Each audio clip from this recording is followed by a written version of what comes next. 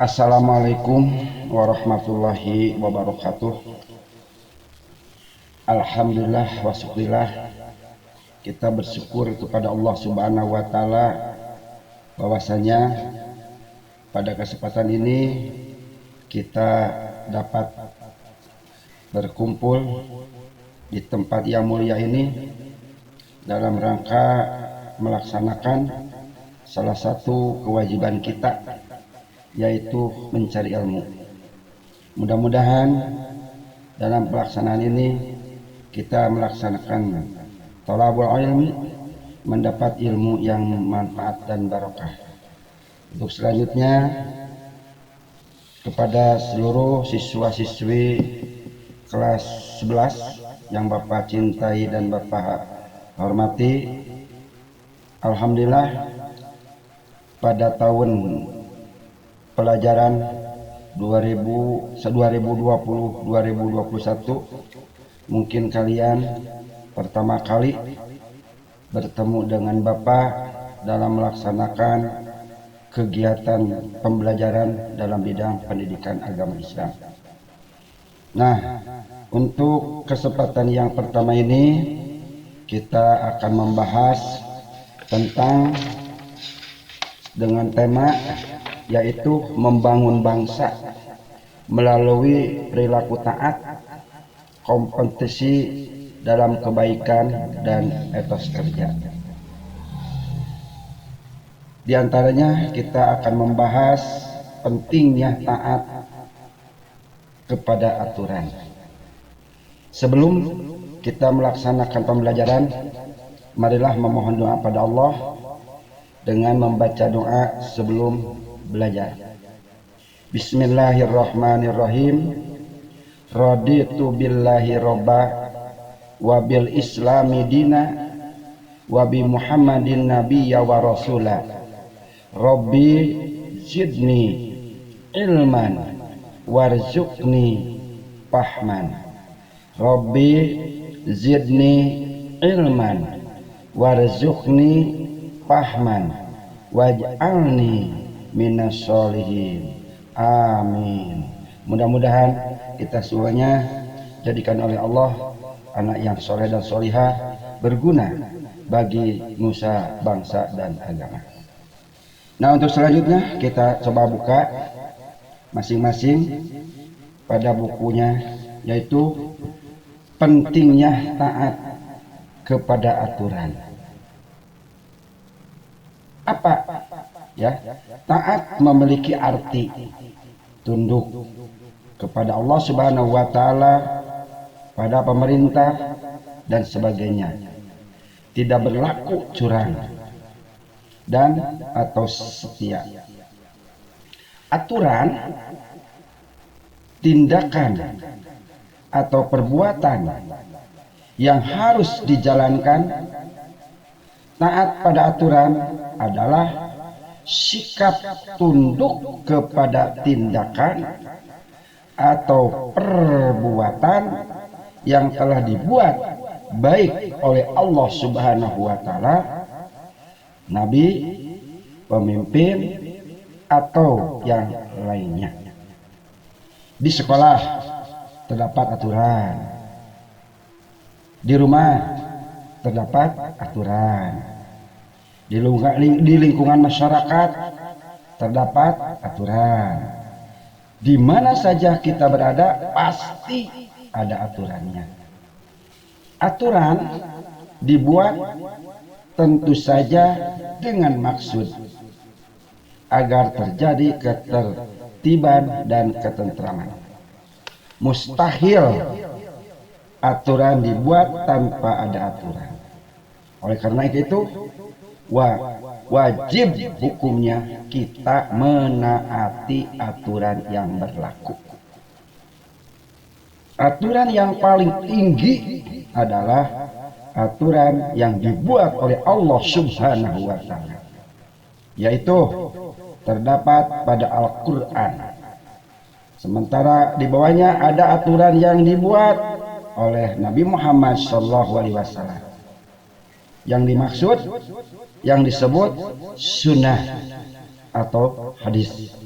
Di bawahnya ada lagi aturan yang dibuat oleh pemimpin, baik pemimpin pemerintah, negara, daerah, maupun pemimpin yang lain, termasuk pemimpin keluarga. Itu sekilas tentang pentingnya taat pada aturan.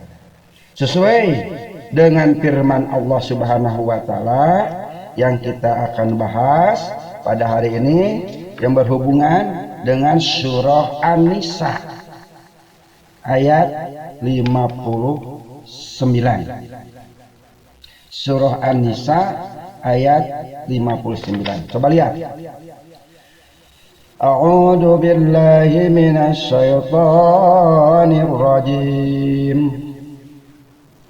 Bismillahirrahmanirrahim.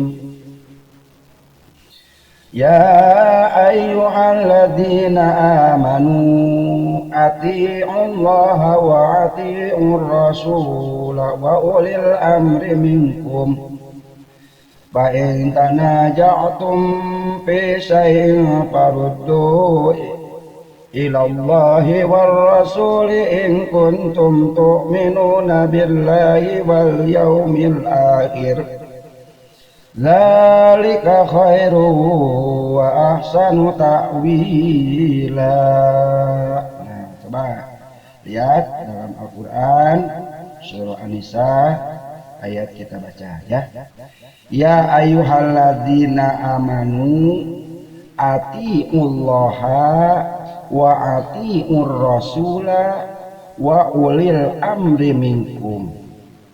Fa in tanaja'tum fi syai'in farudduhu ilallahi war rasuli in kuntum tu'minuna billahi wal yaumil akhir.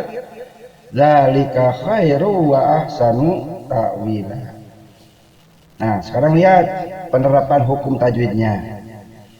Ya ayyuhalladzina amanu. Nah, itu hukumnya harus dibaca dengan mad jaid munfasil. Mad jaid munfasil. Kenapa dibaca dengan hukum mad jaid munfasil? Karena mad asli bertemu dengan huruf alif di luar kata.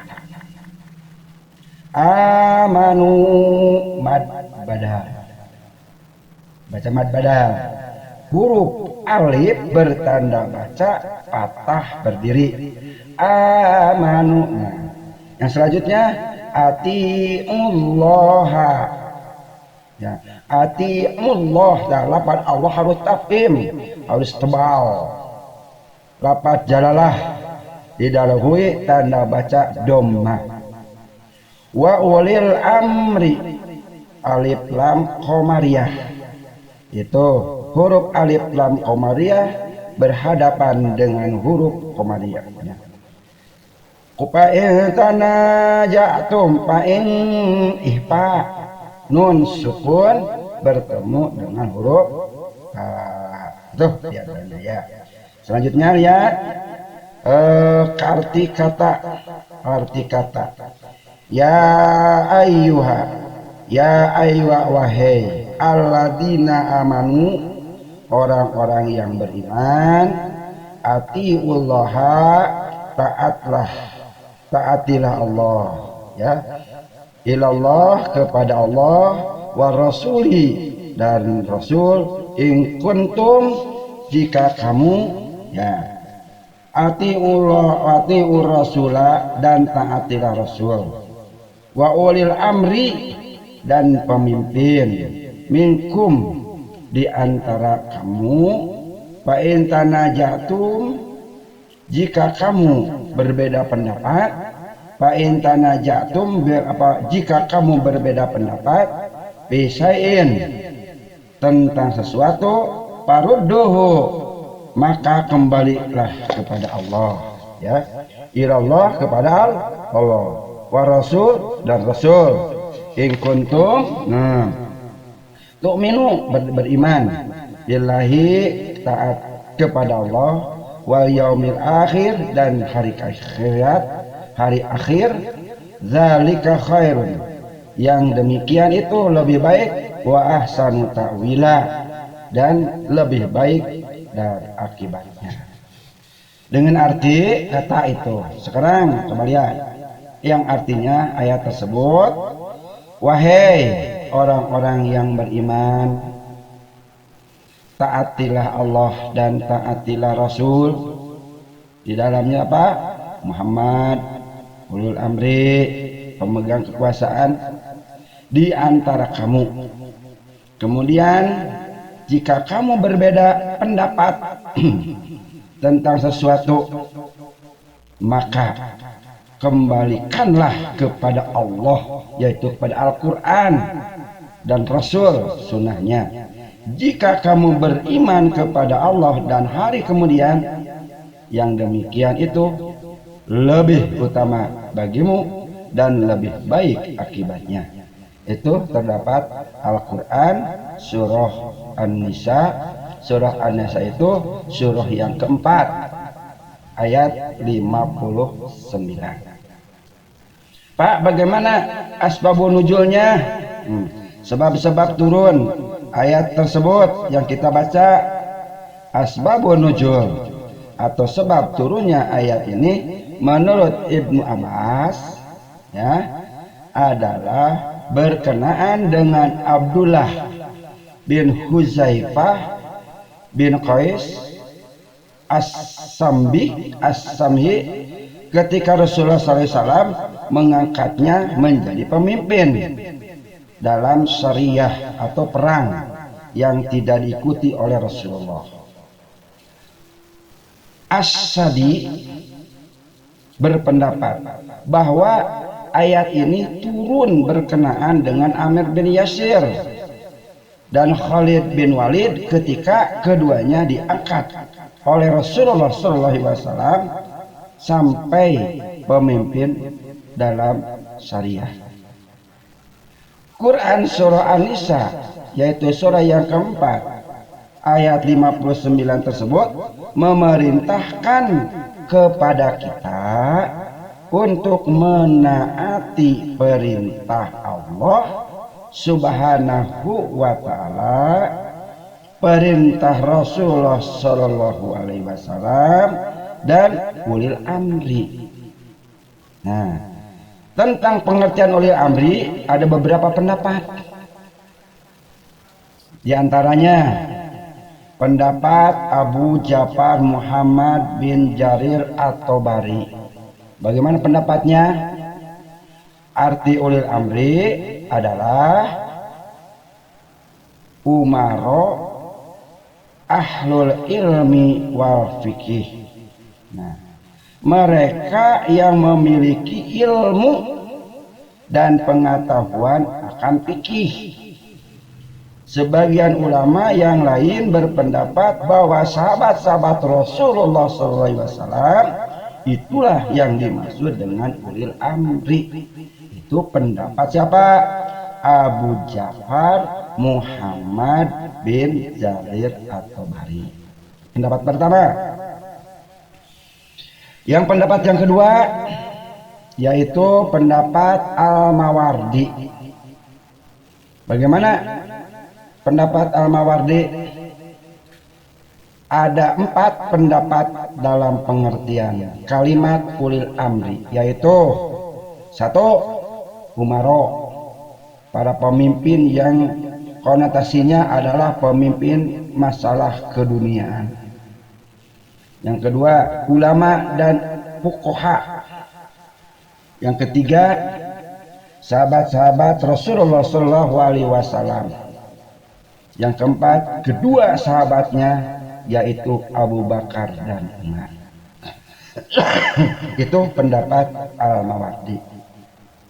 Yang ketiga, pendapat Ahmad Mustafa Al-Marhi.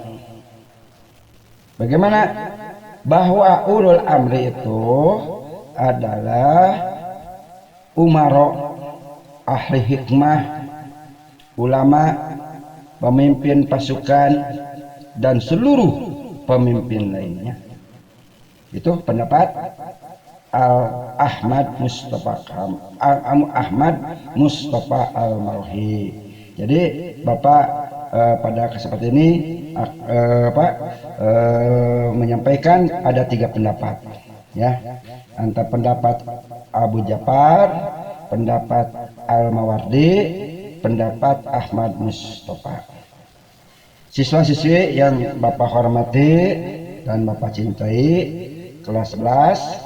Nah, kita memang diperintah oleh Allah Subhanahu wa taala untuk taat kepada ulul amri.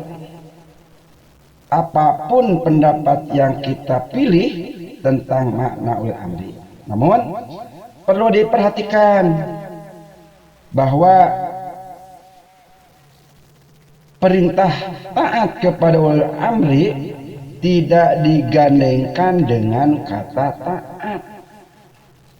Sebagaimana kata taat yang digandengkan dengan Allah Subhanahu wa taala dan Rasulnya, Quraisy Shihab Mufassir Indonesia memberi ulasan yang menarik. Tidak disebutkan kata taat pada ulil amri untuk memberi isyarat bahwa ketaatan kepada mereka tidak berdiri sendiri, tetapi berkaitan atau bersyarat dengan ketaatan kepada Allah dan Rasulnya. Artinya bagaimana? Apabila perintah itu bertentangan dengan nilai-nilai ajaran Allah dan Rasulnya, tidak dibenarkan untuk taat kepada mereka.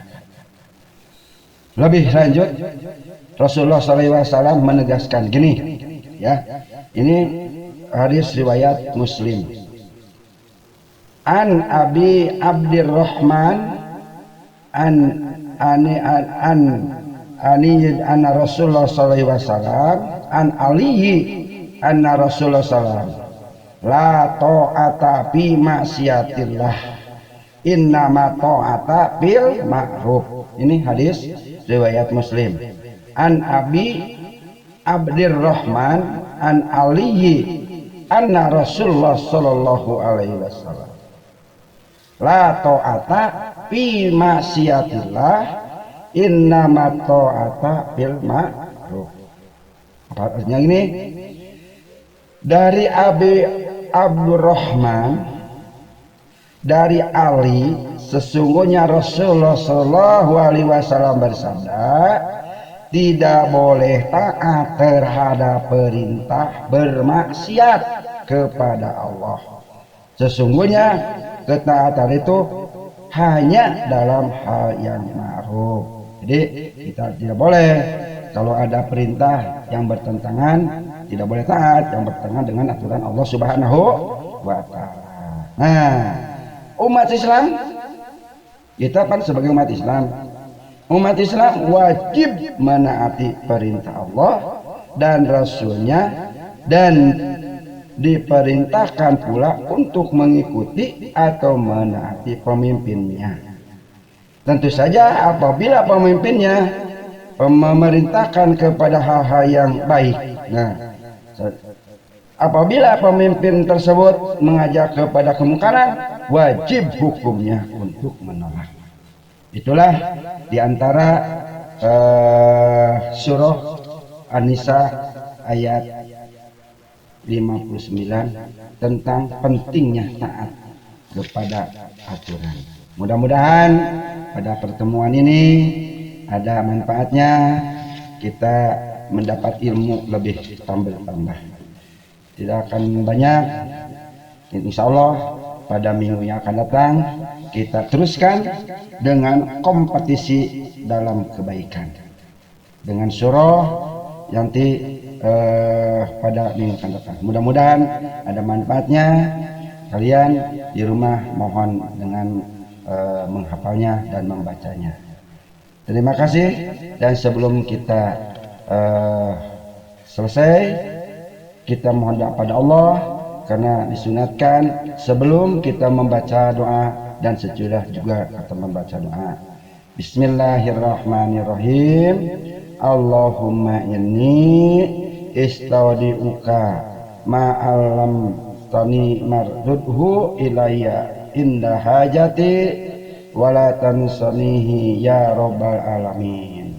Allahumma arinal haqqa warzuqna tiba'ah wa arinal batila warzuqna tiba'ah.